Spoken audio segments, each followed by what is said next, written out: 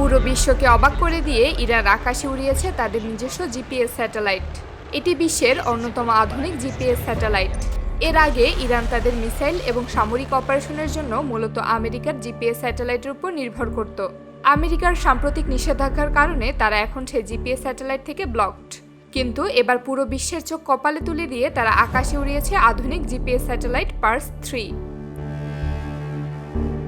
মাস 2 আগে ইরান যখন ইসরায়েলকে কয়েকশত মিসাইল এবং ড্রোন দিয়ে পাল্টা জবাব দেয়, তখন তাদের মিসাইলের কিছু অংশ লক্ষ্যভ্রষ্ট হয়ে পড়ে। এই ঘটনাটি ছিল একটি বড় সতর্কবার্তা যে স্যাটেলাইট সিগন্যালের উপর তারা এতদিন নির্ভর করছিল তা আর গ্রহণযোগ্য নয়।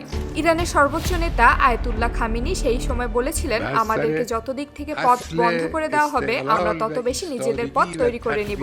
এই কথাটি যেন আজ বাস্তবে রূপ নিয়েছে। এই জিপিএস স্যাটেলাইটটি তৈরি করা হয়েছে ইরানের পাহাড়ের নিচে, মাটির প্রায় 200 ফিট নিচে নির্মিত এক বিশেষ ল্যাবে। কয়েক হাজার বিজ্ঞানী এবং গবেষক মিলে এই জিপিএস স্যাটেলাইট তৈরি করেছেন।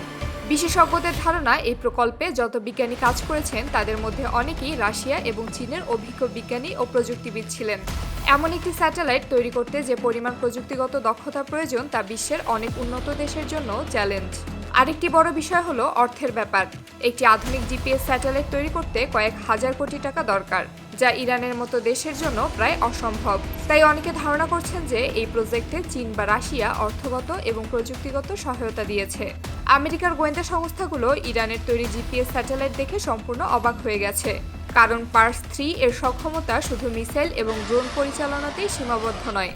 এটি ইরানের সামরিক বাহিনীকে একটি স্বয়ংসম্পূর্ণ আধুনিক নেভিগেশন এবং পর্যবেক্ষণ ক্ষমতা প্রদান করছে। অর্থাৎ বিশ্বের যে কোনো প্রতিপক্ষ চাইলেও ইরানের মিসাইল বা যুদ্ধবিমান থামাতে পারবে না। তবে সবথেকে গোপন ব্যাপার হলো, এই স্যাটেলাইটের মাধ্যমে ইরান শুধুমাত্র নিজস্ব জিপিএস ব্যবহার করতে পারবে না, বরং শত্রুদের জ্যামিং বা হ্যাকিং প্রচেষ্টা পুরোপুরি ঠেকাতে সক্ষম। পার্স 3 এর মাধ্যমে ইরানের ড্রোন এবং মিসাইলগুলো এখন এমন সিগন্যাল ব্যবহার করতে পারবে যা অন্য কোনো দেশের কাছে ডিকোড করা প্রায় অসম্ভব। তাছাড়া এর মাধ্যমে ইরান তাদের মিসাইল এবং ড্রোনগুলোর গতি, অবস্থান এবং লক্ষ্য নির্ধারণ আরও নিখুঁতভাবে করতে পারবে। এটা নিশ্চিত করবে যে কোনো মিসাইলই ভুল লোকেশনে হিট করবে না। এছাড়াও ইরানের যুদ্ধবিমান বা ড্রোন যদি শত্রুর সিগন্যাল জ্যামিংয়ের মুখোমুখি হয়, তাতেও তাদের অপারেশন থেমে থাকবে না। মধ্যপ্রাচ্যের অনেক দেশ এখনও এই ব্যাপারটি বিশ্বাস করতে পারছে না।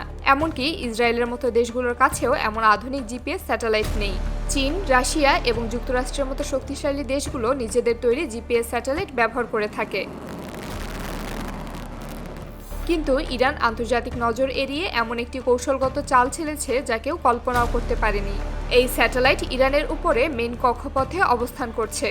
এখানে একটা বড় ব্যাপার হলো, যদি কোনো তৃতীয় পক্ষ স্যাটেলাইট ইরানের উপর নজরদারি করতে আসে, তাহলে ইরানের স্যাটেলাইট তাকে ব্লক করে দিতে পারবে। অর্থাৎ শত্রুপক্ষের স্যাটেলাইট যখনই ইরানের উপর নজরদারি করবে তখনই পুরো ছবি কালো হয়ে যাবে। এছাড়া পার্স 3 এর মাধ্যমে ইরান শত্রুদের যে কোনো হামলা বা আক্রমণ আগেই শনাক্ত করতে পারবে। অর্থাৎ ইরানের আকাশ সীমা অদৃশ্য কড়া নিরাপত্তা প্রাচীরের মতো কাজ করবে। শত্রুর কোনো বিমান, মিসাইল বা ড্রোন তাদের সীমা অতিক্রম করার আগেই ইরান তা টের পাবে। মধ্যপ্রাচ্যের বেশ কয়েকটি দেশ এই বিষয়টি নিয়ে ইতিমধ্যেই সংবাদ সম্মেলন করেছে। তাদের মতে ইরানের এই স্যাটেলাইট উৎক্ষেপণ এবং তাদের নিজস্ব কক্ষপথে থাকা এই ব্যাপারটা আন্তর্জাতিক আইনের লঙ্ঘন। তবে এ ব্যাপারে ইরান এখনও কোনো প্রতিক্রিয়া দেখায়নি। তবে এই স্যাটেলাইট উড়িয়ে ইরান তাদের পায়ের নিচের মাটি শক্ত করে নিয়েছে তা আর বলার অপেক্ষা রাখে না।